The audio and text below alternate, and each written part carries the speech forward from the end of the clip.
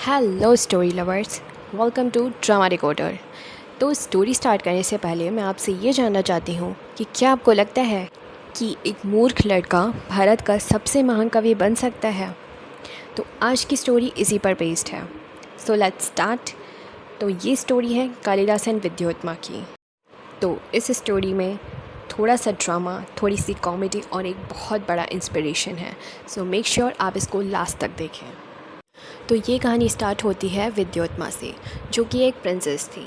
तो अगर हम उनको ब्यूटी विद ब्रेन कहेंगे तो ये कुछ गलत नहीं होगा, बट उनको इस चीज़ का बहुत ज़्यादा प्राउड था।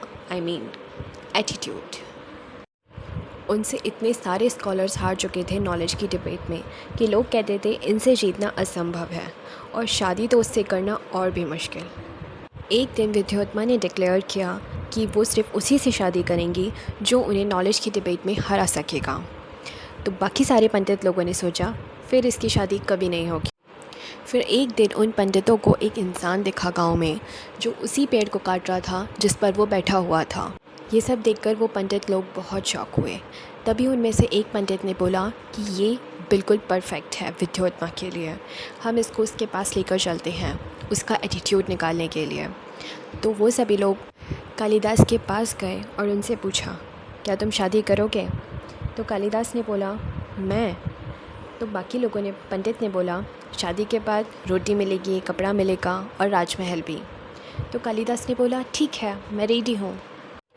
फिर फाइनली वो दिन आया जहाँ पर सभी लोग विद्योत्मा के पास गए और उनके साथ कालिदास भी। कालिदास को देखकर विद्योत्मा ने पूछा कि ये कौन है?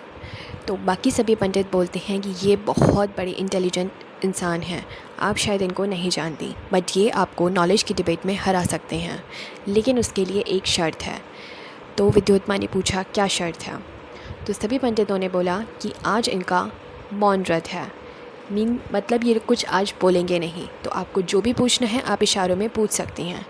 विद्योत्मा उस चीज़ के लिए रेडी हो गई और उन्होंने कहा कि मुझे शर्त मंजूर है, क्योंकि उनको लगा कि जो इंसान इतना इंटेलिजेंट है वो मेरे क्वेश्चंस इशारों में भी समझ सकता है और उसका आंसर भी दे सकता है।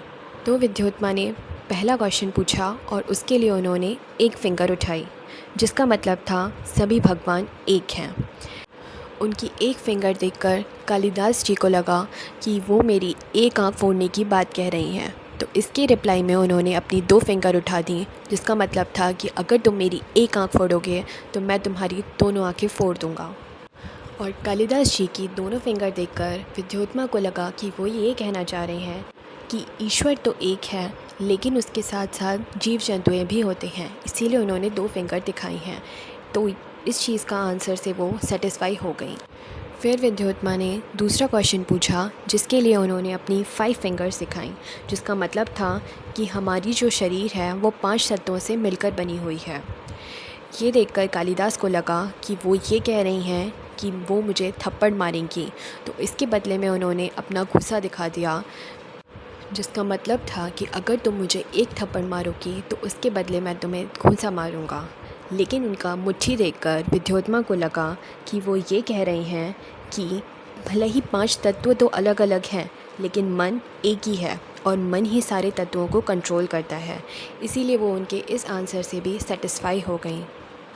उसके बाद विद्योत्मा कहती हैं कि वाकई आपने मेरे सारे क्वेश्चंस का सही आंसर दिया, आप बहुत इंटेलिजेंट हैं। यह सुनकर दरबार में तालियां बजने लगीं। पंडित लोग अपनी हंसी नहीं रोक पा रहे थे एंड फाइनली शादी फ़िक्स हो गई। शादी के बाद विद्योत्मा ने कालिदास से पूछा कि बताइए वेदों के कितने अंग होते हैं? तो उसके रिप्लाई में कालिदास जी ने कहा, अंग तो 4 ही होते हैं, हाथ, पैर, मुंह और पेट। ये सुनकर विद्योत्मा बहुत शॉक हो गई और कालिदास जी को संस्कृत भी नहीं आती थी, जिसकी वजह से वो समझ गई कि ये कोई इंटेलिजेंट नहीं, कोई मूर्ख इंसान है। ये जानने के बाद विद्योत्मा ने कालिदास को बहुत बुरा बोला और उनकी डिसरिस्पेक्ट की। कालिदास जी का दिल टूट गया और आंखों में आंसू लेकर वो जंगल की तरफ चले गए, जहाँ कालिदास जी ने भगवान से प्रार्थना की कि हे भगवान, या तो मुझे बहुत सारा ज्ञान दे दीजिए, या मुझे यूट्यूब पर वायरल कर दीजिए। एनीवे, जोक्स अपार्ट, कालिदास जी ने जंगल में जाकर बहुत ज़्यादा तपस्या की एंड फाइनली वो एक बहुत इंटेलिजेंट इंसान बन गए, जिनको आज हम भारत के सबसे महान कवि के नाम से जानते हैं। So the moral of the story is that कि अगर आपकी कोई डिसरिस्पेक्ट करता है तो या तो आप उसको पोलाइटली एक्सेप्ट कर लो और जीवन भर सैड रहो, या उस डिसरिस्पेक्ट को एज अ फ्यूल बनाकर दुनिया जीत लो। And finally a huge respect to Kalidas ji, जिन्होंने हमें इतना अच्छा इंस्पिरेशन दिया। And that is the end of the story. And if you like this story, do subscribe.